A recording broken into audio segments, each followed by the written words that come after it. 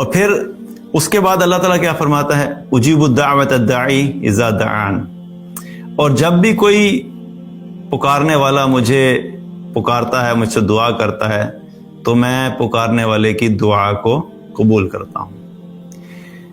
اب اس میں جو پہلے بات ہوئی اجیب الدعوۃ الداعی،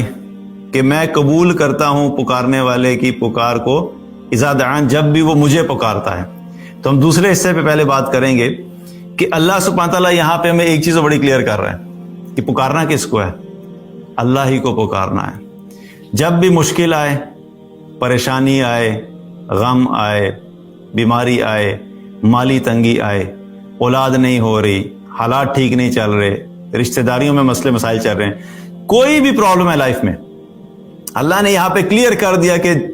پکارنے والے کو کیا کرنا چاہیے؟ اللہ ہی کو پکارنا چاہیے. اور اس چیز کی پریکٹس اللہ سبحانہ تعالیٰ ہمیں ہر روز 5 نمازوں میں ہر رکعت میں کراتا ہے. جب اللہ تعالیٰ ہم سے سورہ فاتحہ میں یہ کہلواتا ہے ایاک نعبد و ایاک نستعین،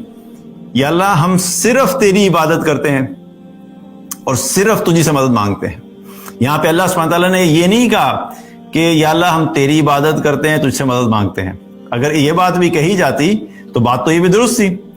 لیکن ایاک لگا کے کیا بتایا کہ ایکسکلوزیوٹی،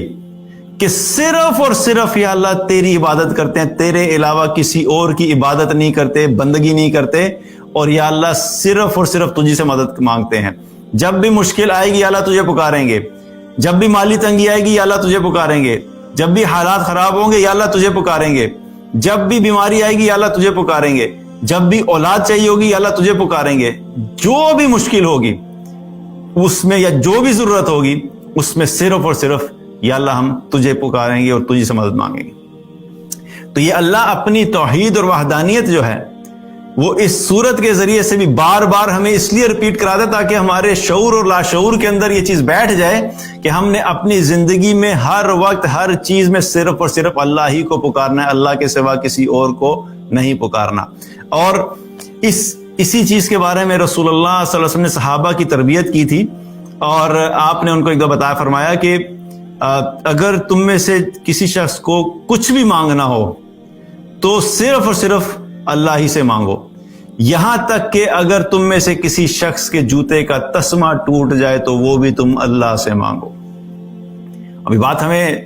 کتنی عجیب لگتی ہے. آج ہم چونکہ دنیاوی اسباب کے اتنے زیادہ عادی ہو چکے ہیں، ہر چیز کو ہم یہ سوچتے ہیں کہ اس کو ہم دنیا میں کس طریقے سے اچیو کر سکتے ہیں، اسباب کے پیچھے ہم بھاگ بھاگ کے اللہ کی قدرت اور اللہ کے حکم کی جو وہ عظمت تھی وہ ہمارے دلوں سے نکل گئی ہے. تو یہ بات ہمیں بڑی عجیب لگتی ہے، کیونکہ اگر آج کسی کو یہ کہا جائے جس کا اللہ سے تعلق نہیں ہے، جو اللہ کو نہیں پہچانتا، چاہے وہ مسلمان ہے، اور ایسے بہت سارے اس وقت مسلمان آپ کو ملیں گے کہ جن کو آپ جا کے اگر یہ کہیں گے نا کہ اس حدیث کے بارے میں بتائیں گے کہ اللہ کے رسول صلی اللہ علیہ وسلم نے یہ فرمایا، تو وہ کہیں گے بھئی یہ تسمہ مانگنے کا اللہ سے کیا تعلق ہے؟ تسمہ تو جا کے موچی سے بھی لیا جا سکتا ہے، اب تو امیزون بھی ہے، امیزون سے بھی آرڈر ہو سکتا ہے، اور اگر پرائم ہے تو نیکسٹ ڈے مل جائے گا آپ کو. تو یہ ساری باتیں کیا ہیں؟ ہر چیز ہم چونکہ اسباب کے اوپر اسباب کے ہم اتنے زیادہ عادی ہو چکی ہیں کہ ہمیں لگتا ہے کہ ہمارا ہر کام جو ہو رہا ہے وہ ہماری اپنی کوشش اور محنت کے ذریعے سے ہو رہا ہے.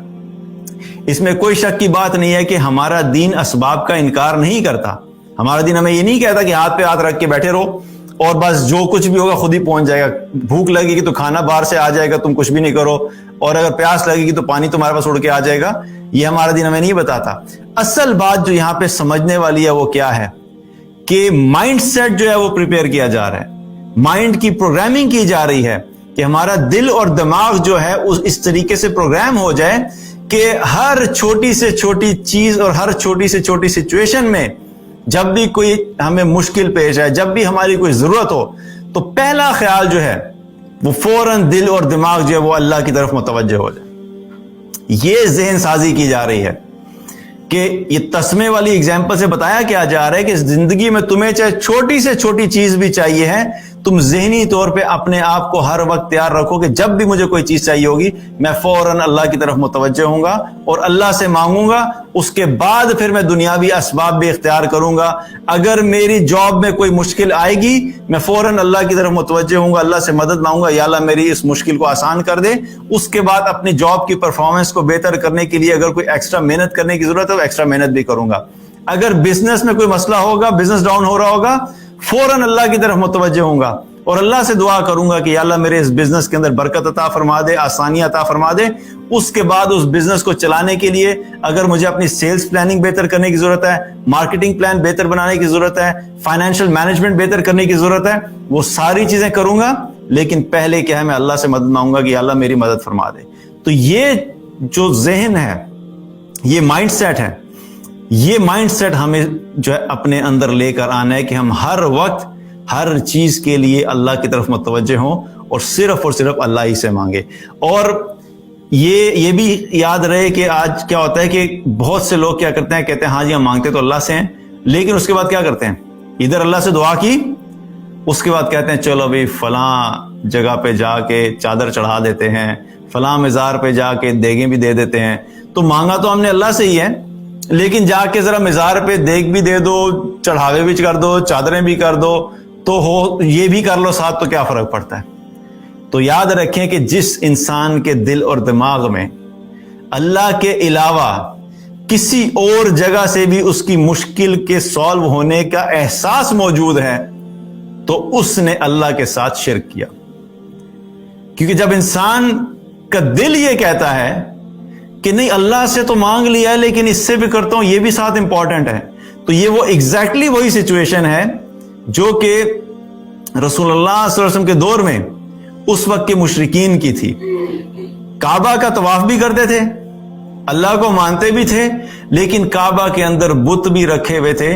کہ وہ کہتے تھے بھئی اللہ تو ہے ہی ہے لیکن ان بتوں کے ذریعے سے اللہ کی طرف پہنچنا ہے۔ تو آج کیا ہے، وہ بت جو ہے وہ وہاں پہ سے ہٹ گئے، اور جو لوگ اللہ کے ساتھ ساتھ قبر پہ جا کے کہتے ہیں تو اس کا مطلب کیا ہے کہ ان کے دل اور دماغ میں یہ یقین ہے اللہ تو کرتا ہے لیکن یہ قبر پہ جا کے ان سے بھی مانگ لیں گے، ہو سکتا ہے کوئی ایڈیشنل سپورٹ مل جائے۔ تو یہ چیز کیا ہے، یہ شرک ہے۔ یہ اپنے دل میں جو ہے وہ کلیئر رکھیں، کیونکہ یہاں پہ اس آیت میں بھی اللہ تعالیٰ کیا فرما رہا ہے، اللہ یہ نہیں کہہ رہا کہ ہاں مجھے پکارنے والا اگر کوئی پکارے گا تو وہ جا کے فلاں مزار پہ پکارے، میں اس کی پکار کو سنوں گا۔ اللہ کہہ رہا ہے مجھے جب بھی کوئی پکارنے والا مجھے پکارے گا میں اس کی دعا قبول کروں گا۔ جہاں سے بھی تم پکارو گے، اپنے گھر میں بیٹھے ہوئے ہو، اچانک مشکل آئی، وہیں پہ اللہ کو پکارنا شروع کر دو۔ وضو ہے یا نہیں ہے